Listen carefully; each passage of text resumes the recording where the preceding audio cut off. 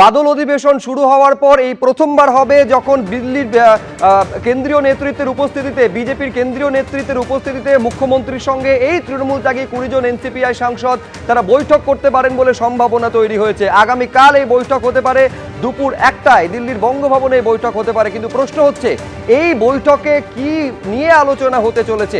প্রশ্ন তৈরি হয়েছে, বিজেপিতে কি মিশতে চলেছেন তৃণমূল ত্যাগী এনসিপিআই সাংসদরা?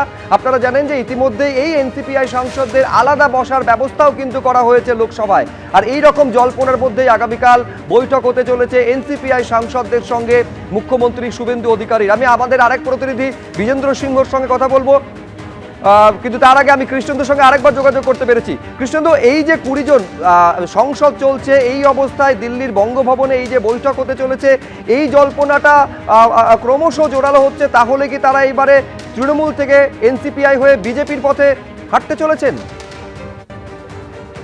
দেখো, সূত্র মারফত জানা যাচ্ছে কয়েকজন তাই চাইছেন, এবং এটাও শোনা যাচ্ছে দিল্লির রাজনীতির অলিন্দে কান পাতলে যে এনসিপিআই এর সাংসদদের একটা বড় অংশ তারা সরাসরি বিজেপিতে যোগ দিতে চলেছেন। কারণ এনসিপিআই একটা ছোট্ট দল, অনামী দল, সেই দলে তারা টেকনিক্যাল কারণে এতদিন যোগ দিয়েছিলেন এবং তৃণমূল থেকে তারা তৃণমূল ছেড়ে সেই দলে যোগ দিয়েছিলেন। কিন্তু স্থায়ীভাবে তারা একটা সমাধান চাইছেন, কারণ আগামী দিনে এখনো 3 বছর বাকি আছে তাদের কার্যকাল, এবং এই সময়ের মধ্যে তাদের এলাকায় কাজ করতে হবে এবং তাদের একটা রাজনৈতিক অবস্থান নিতে হবে। আগামীকাল এনডিএর বৈঠকেও তারা ডাক পেতে পারেন এমনটাও সম্ভাবনা তৈরি হচ্ছে, এবং আলাদা দল হিসেবে তারা যে মর্যাদা পাচ্ছেন সেই জায়গা থেকে তারা পার্মানেন্টলি বা স্থায়ীভাবে বিজেপিতে মিশে যাওয়া যায় কিনা সেই বিষয়টাকে খতিয়ে দেখার জন্য তাদের তরফেও আবেদন করা হয়েছে বলে সূত্র মারফত জানা যাচ্ছে। এবং ঠিক সেই প্রেক্ষাপটেই ভূপেন্দ্র যাদবের সঙ্গে তাদের একটা বৈঠক, এবং সেই বৈঠকে রাজ্যের মুখ্যমন্ত্রী উপস্থিত থাকার কথা, এবং বঙ্গভবনে বেলা 1টার সময় সেই বৈঠক হওয়ার কথা। এবং মুখ্যমন্ত্রীর উপস্থিতি এই কারণে তাৎপর্যপূর্ণ, কারণ তারা যে এই অবস্থান নিয়েছিলেন, অর্থাৎ এনডিএর সহযোগী হিসেবে তারা কাজ করবেন, 20 জন সাংসদ তারা তৃণমূলে থেকেই এনডিএর সহযোগী হিসেবে কাজ করবেন, এবং পরে তারা সিদ্ধান্ত বদলে এনসিপিআই এ যোগ দিয়েছিলেন। সেই প্রাথমিক বৈঠকটা মুখ্যমন্ত্রীর উপস্থিতিতেই হয়েছিল, এবং সেখানে কাকুলি ঘোষদস্তিরা, শতাব্দী রায়রা উপস্থিত ছিলেন, এবং তারপর দফায় দফায় বৈঠক হয়েছেন। তাদের নেতা হয়েছেন সুদীপ বন্দ্যোপাধ্যায়, এবং সুদীপ বন্দ্যোপাধ্যায় কেন্দ্রীয় স্বরাষ্ট্রমন্ত্রীর সঙ্গে বৈঠক যেমন করেছেন, কদিন আগেই স্বয়ং প্রধানমন্ত্রীর সঙ্গে বৈঠক করে এসছেন।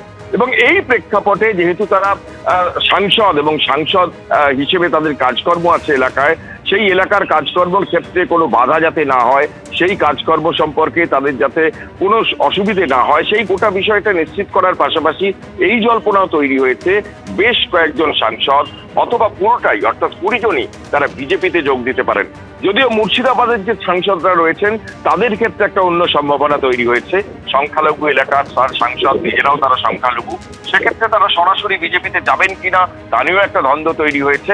সব মিলিয়ে কি হবে আগামী দিনের ভবিষ্যৎ, আগামী দিনে তাদের রাজনৈতিক অবস্থান কি হবে, এবং এনডিএ সহযোগী হিসেবে তো তারা থাকবেনই, পাশাপাশি আরো কি তাৎপর্যপূর্ণ অবস্থান নেওয়া যায় তার জন্যই আগামীকালের বৈঠক বলে মনে করা হচ্ছে। বেশ কৃষ্ণেন্দু, তোমাকে ধন্যবাদ। নিঃসন্দেহে যে জল্পনাটা তৈরি হয়েছে এই 20 জন সাংসদ বিজেপিতে মিশে যেতে পারেন, এই সম্ভাবনায় আগামীকাল শিলমোহর পড়বে কিনা নিঃসন্দেহে আগামীকালকের বৈঠকের দিকে আমাদের নজর থাকবে।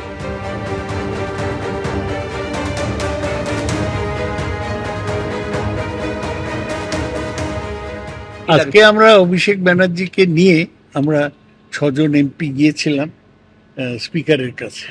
আমরা বলেছি যে আমাদের সিটগুলো তোমরা অ্যালট করেছো উইদাউট রেফারেন্স টু আস। এখনো তো এনসিপিআই আলাদা পার্টি হিসেবে স্বীকৃতি পায়নি, তা তোমরা কেন দেখছো? আমরা বললাম তোমায় তো আগে জানিয়েছি, আবার চিঠি দিচ্ছি বলে একটা স্পিকারকে 2টো চিঠি দেন। আর ডিসকোয়ালিফিকেশন পিটিশনগুলো এখনো কনসিডার করছো না কেন, এই নিয়ে আমরা চিঠি দিয়েছি। আপনারা কি চাইছেন? দ্রুত স্পিকার সিদ্ধান্ত নিন, ডিসকোয়ালিফিকেশন অন 20 যারা দ্রুত শিক্ষা নিক এবং আমাদের পুরনো সিটগুলো ফেরত দিক। এবিপি আনন্দ, এগিয়ে থাকে, এগিয়ে রাখে।